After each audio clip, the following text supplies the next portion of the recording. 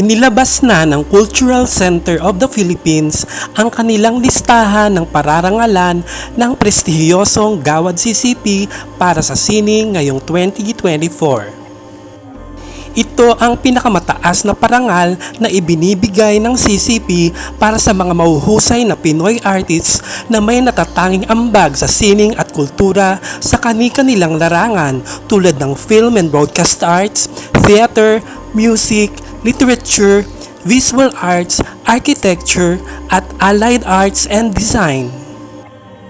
Ang mga pararangalan ay pinili ng masinsinan at dumaan sa mahabang proseso ng deliberasyon ng CCP Board of Trustees. Narito ang mga bagong Gawad CCP para sa Sining Awardees.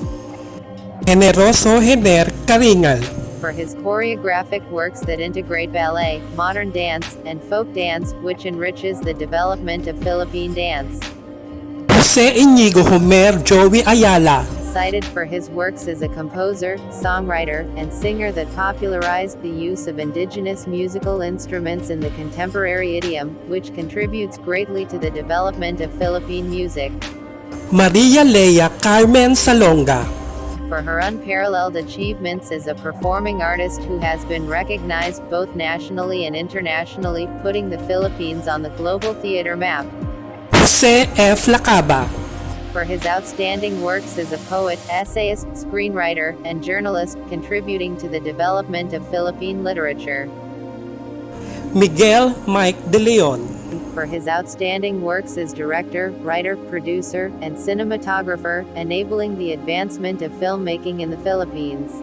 Mario O'Hara posthumous for his outstanding work as director, actor, and writer that enriched the development of film and broadcast arts in the country.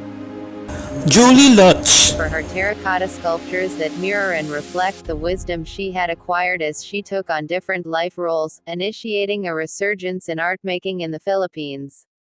Gino Gonzalez for his use of non-conventional and everyday industrial and commercial materials, experiments with space, as well as his promotion of the Philippine Turno.